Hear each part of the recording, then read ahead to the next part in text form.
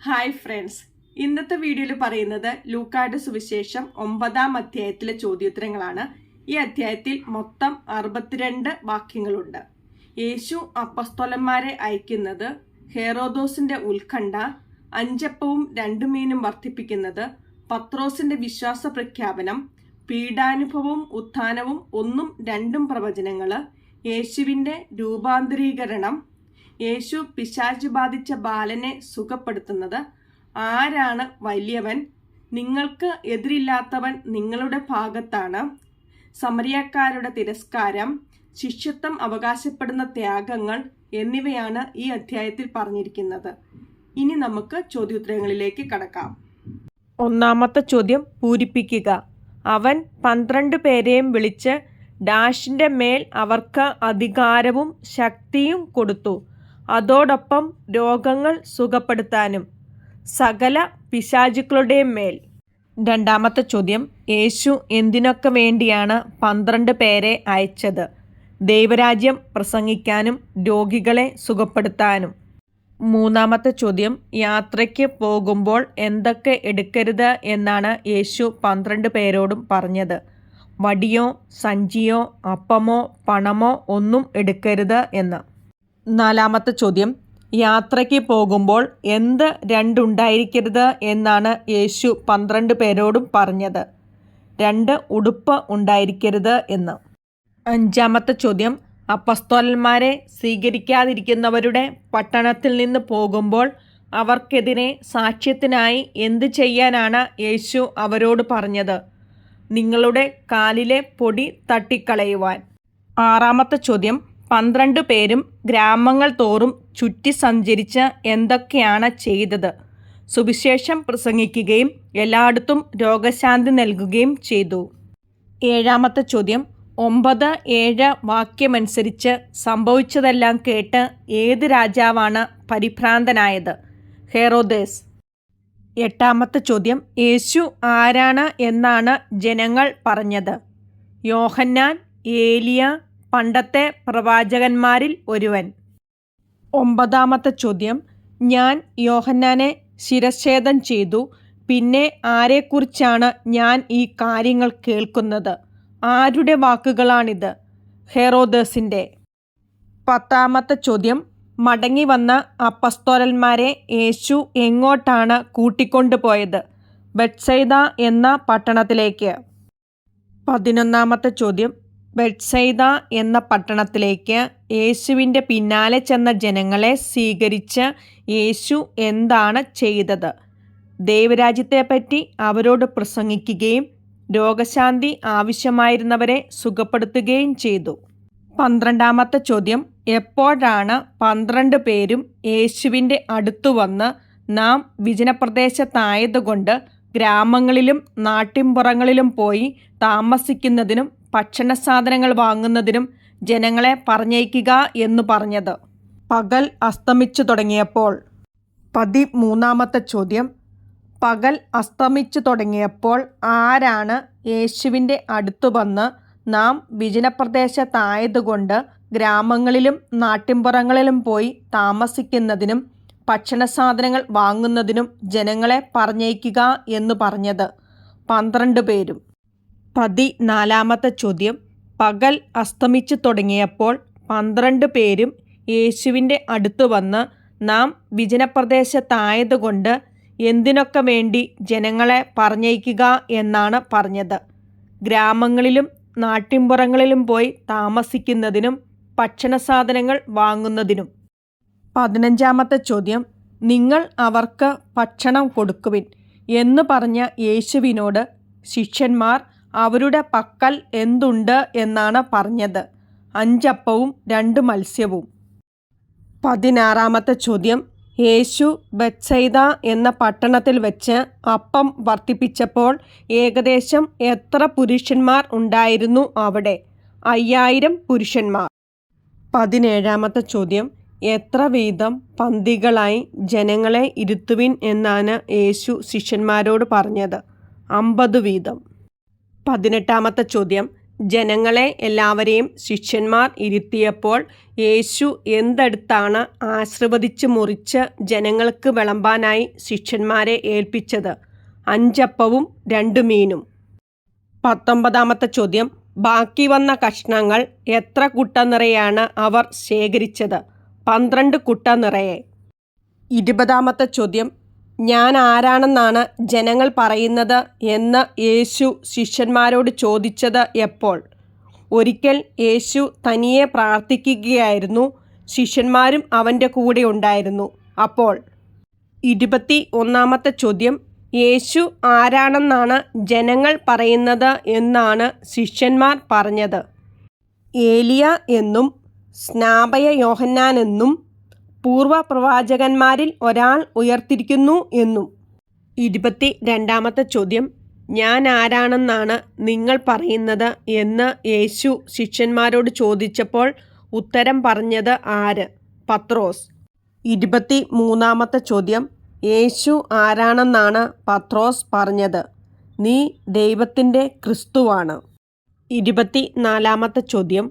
പീഡാനുഭവവും ഉത്ഥാനവും 1-ാം പ്രവചനത്തിൽ യേശു ആരാൽ തിരസ്കരിക്കപ്പെടുകയും വധിക്കപ്പെടുകയും ചെയ്യുമെന്നാണ് യേശു പറഞ്ഞത്? ജനപ്രമാണികൾ, പുരോഹിത പ്രമുഖന്മാർ, നിയമജ്ഞർ എന്നിവരാൽ.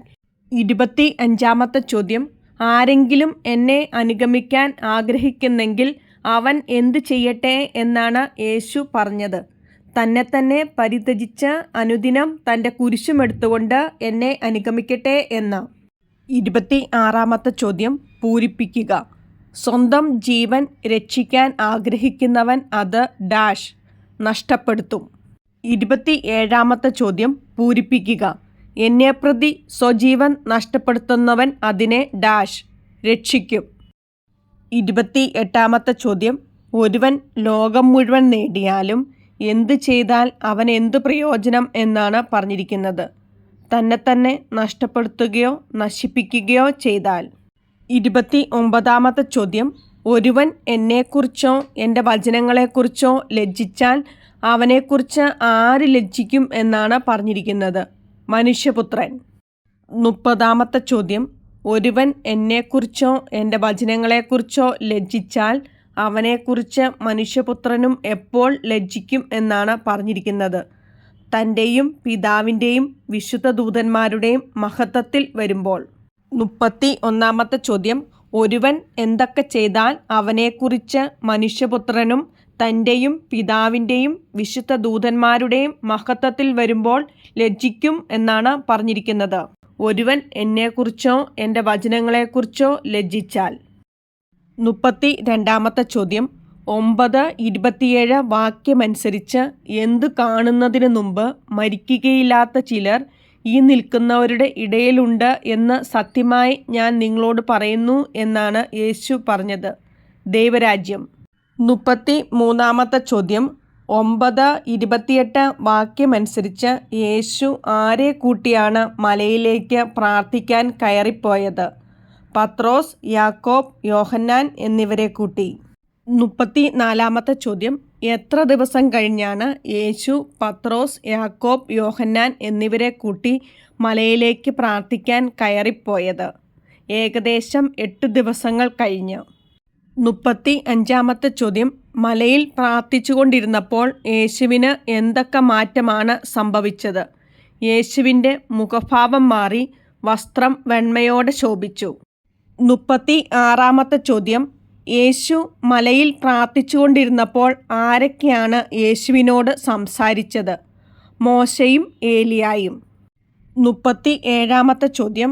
എന്തിനെക്കുറിച്ചാണ് യേശുവും ഏലിയായും മോശയും സംസാരിച്ചത്?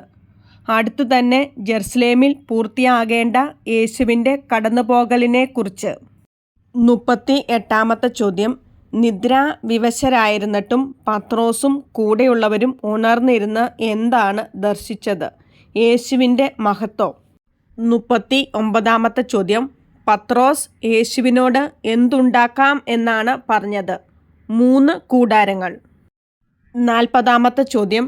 ആർക്കൊക്കെ വേണ്ടി കൂടാരങ്ങൾ ഉണ്ടാക്കാമെന്നാണ് പത്രോസ് യേശുവിനോട് പറഞ്ഞത്?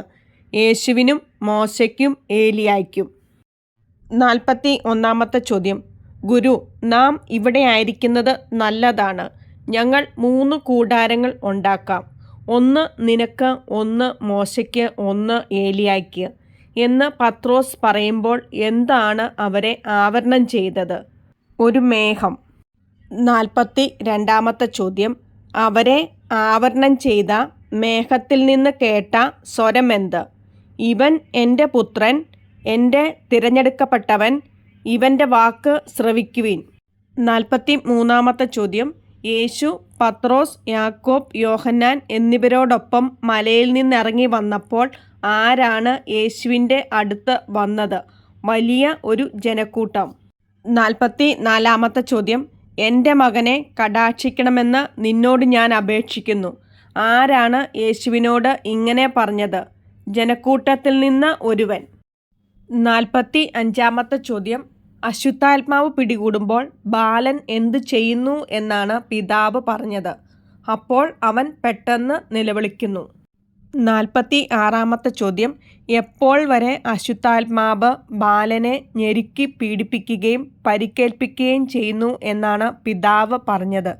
നുരയും പതയും പുറപ്പെടുന്നതുവരെ. 47 ചോദ്യം.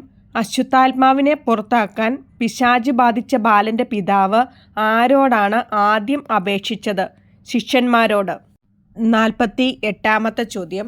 ശിഷ്യന്മാർക്ക് അശുദ്ധാത്മാവിനെ പുറത്താക്കാൻ സാധിച്ചില്ല എന്ന് പിശാച് ബാധിച്ച ബാലൻ്റെ പിതാവ് യേശുവിനോട് പറഞ്ഞപ്പോൾ യേശു പറഞ്ഞത് എന്ത്? വിശ്വാസമില്ലാത്ത വഴിപിഴച്ച തലമുറയെ, ഞാൻ എത്ര നാൾ നിങ്ങളോട് കൂടെ ഉണ്ടായിരിക്കും, എത്ര നാൾ നിങ്ങളോട് ക്ഷമിക്കും? 49 ചോദ്യം. യേശുവിൻ്റെ അടുത്തേക്ക് വന്ന പിശാച് ബാധിതനായ ബാലനെ പിശാച് എങ്ങനെയാണ് പീഡിപ്പിച്ചത്? അവനെ നിലത്തു വീഴ്ത്തി പീഡിപ്പിച്ചു. 50 ചോദ്യം. യേശുവിൻ്റെ പ്രവൃത്തികളെക്കുറിച്ച് എല്ലാവരും വിസ്മയിക്കെ യേശു ശിഷ്യരോട് പീഡാനുഭവത്തെക്കുറിച്ചുള്ള എത്രാമത്തെ പ്രവചനമാണ് പറഞ്ഞത്? 2ാമത്തെ പ്രവചനം. 51 ചോദ്യം. പീഡാനുഭവത്തെക്കുറിച്ചുള്ള 2ാം പ്രവചനമായി യേശു ശിഷ്യരോട് പറഞ്ഞത് എന്ത്? ഈ വചനങ്ങൾ നിങ്ങളിൽ ആഴത്തിൽ പതിയട്ടെ, മനുഷ്യപുത്രൻ മനുഷ്യരുടെ കൈകളിൽ ഏൽപ്പിക്കപ്പെടാൻ പോകുന്നു. 52 ചോദ്യം. ഈ വചനങ്ങൾ നിങ്ങളിൽ ആഴത്തിൽ പതിയട്ടെ എന്നു പറഞ്ഞ് യേശു ശിഷ്യന്മാരോട് പറഞ്ഞ വചനമേത്? മനുഷ്യപുത്രൻ മനുഷ്യരുടെ കൈകളിൽ ഏൽപ്പിക്കപ്പെടാൻ പോകുന്നു. 53 ചോദ്യം. 9:46 വാക്യമനുസരിച്ച് ശിഷ്യന്മാർ തർക്കിച്ചത് എന്തിനാണ്? തങ്ങളിൽ വലിയവൻ ആരാണ് എന്ന്. 54 ചോദ്യം. ശിഷ്യന്മാരുടെ ഹൃദയവിചാരങ്ങൾ അറിഞ്ഞ യേശു ആരെയാണ് അടുത്തു നിർത്തിയത്? ഒരു ശിശുവിനെ. 55 ചോദ്യം. ആരാണ് നിങ്ങളിൽ ഏറ്റവും വലിയവൻ എന്നാണ് യേശു പറഞ്ഞത്? നിങ്ങളിൽ ഏറ്റവും ചെറിയവൻ ആരോ അവനാണ് നിങ്ങളിൽ ഏറ്റവും വലിയവൻ. 56 ചോദ്യം പൂരിപ്പിക്കുക. എൻ്റെ നാമത്തിൽ ഈ ശിശുവിനെ സ്വീകരിക്കുന്ന ഏവനും എന്നെ സ്വീകരിക്കുന്നു. എന്നെ സ്വീകരിക്കുന്നവൻ എന്നെ സ്വീകരിക്കുന്നു. എന്നെ അയച്ചവനെ സ്വീകരിക്കുന്നു. 57 ചോദ്യം. ആരോട് പറഞ്ഞു? ഗുരു, നിന്റെ നാമത്തിൽ പിശാചുക്കളെ പുറത്താക്കുന്ന ഒരാളെ ഞങ്ങൾ കണ്ടു. യോഹന്നാൻ യേശുവിനോട്. 58 ചോദ്യം.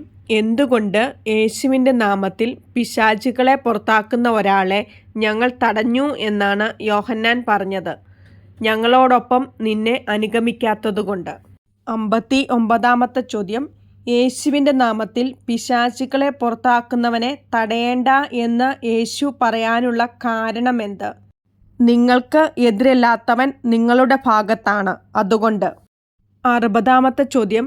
യേശു തൻ്റെ എന്തിൻ്റെ ദിവസങ്ങൾ പൂർത്തിയായിക്കൊണ്ടിരിക്കവെയാണ് ജെറുസലേമിലേക്ക് പോകാൻ ഉറച്ചത്? ആരോഹണത്തിൻ്റെ. 61 ചോദ്യം. യേശു തനിക്ക് മുമ്പേ ആരെയാണ് ജെറുസലേമിലേക്ക് അയച്ചത്? ഏതാനും ദൂതന്മാരെ. 62 ചോദ്യം. യേശുവിനു വേണ്ട ഒരുക്കങ്ങൾ ചെയ്യാൻ ദൂതന്മാർ ആരുടെ ഗ്രാമത്തിലാണ് പ്രവേശിച്ചത്? സമറിയാക്കാരുടെ ഒരു ഗ്രാമത്തിൽ. 63 ചോദ്യം. സമറിയാക്കാരുടെ ഒരു ഗ്രാമം യേശുവിനെ സ്വീകരിക്കാതിരുന്നത് കണ്ട് യാക്കോബും യോഹന്നാനും പറഞ്ഞതെന്ത്? കർത്താവേ, സ്വർഗത്തിൽ നിന്ന് അഗ്നി ഇറക്കി ഇവരെ നശിപ്പിക്കട്ടെ എന്ന് ഞങ്ങൾ പറയട്ടെയോ? 64 ചോദ്യം. നീ എവിടെ പോയാലും ഞാൻ നിന്നെ അനുഗമിക്കും എന്ന് ഒരുവൻ പറഞ്ഞപ്പോൾ യേശു ആർക്ക് മാളങ്ങളുണ്ട് എന്നാണ് പറഞ്ഞത്? കുറുനരികൾക്ക്. 65 ചോദ്യം.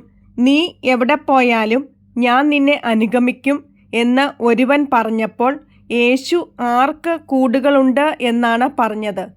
ആകാശത്തിലെ പക്ഷികൾക്ക്. 66 ചോദ്യം. നീ എവിടെ പോയാലും ഞാൻ നിന്നെ അനുഗമിക്കും എന്ന് ഒരുവൻ പറഞ്ഞപ്പോൾ യേശു ആർക്ക് തലചായ്ക്കാൻ ഇടമില്ല എന്നാണ് പറഞ്ഞത്? മനുഷ്യപുത്രന്. 67 ചോദ്യം. യേശു എന്നെ അനുഗമിക്കുക എന്ന് ഒരുവനോട് പറഞ്ഞപ്പോൾ അവൻ പറഞ്ഞ മറുപടി എന്ത്? കർത്താവെ, ഞാൻ ആദ്യം പോയി എൻ്റെ പിതാവിനെ സംസ്കരിക്കാൻ അനുവദിച്ചാലും. 68 ചോദ്യം. കർത്താവെ, ഞാൻ ആദ്യം പോയി എൻ്റെ പിതാവിനെ സംസ്കരിക്കാൻ അനുവദിച്ചാലും എന്ന് പറഞ്ഞവനോട് യേശു പറഞ്ഞ മറുപടി എന്ത്? മരിച്ചവർ തങ്ങളുടെ മരിച്ചവരെ സംസ്കരിക്കട്ടെ, നീ പോയി ദൈവരാജ്യം പ്രസംഗിക്കുക. 69 ചോദ്യം. ഞാൻ നിന്നെ അനുഗമിക്കാം, ആദ്യം പോയി എന്തു ചെയ്യാൻ അനുവദിക്കണമെന്നാണ് മറ്റൊരുവൻ യേശുവിനോട് പറഞ്ഞത്? വീട്ടുകാരോട് വിടവാങ്ങാൻ അനുവദിക്കണമെന്ന്. 70 ചോദ്യം. എന്തിൽ കൈവച്ചിട്ട് പിന്തിരിഞ്ഞു നോക്കുന്ന ഒരുവനും സ്വർഗരാജ്യത്തിന് യോഗ്യനല്ല എന്നാണ് യേശു പറഞ്ഞത്? കൽപ്പയിൽ. അടുത്ത വീഡിയോയിൽ അടുത്ത ചാപ്റ്ററിൻ്റെ ക്വസ്റ്റ്യൻ ആൻസേഴ്സ് ഇടുന്നതായിരിക്കും. Thanks for watching.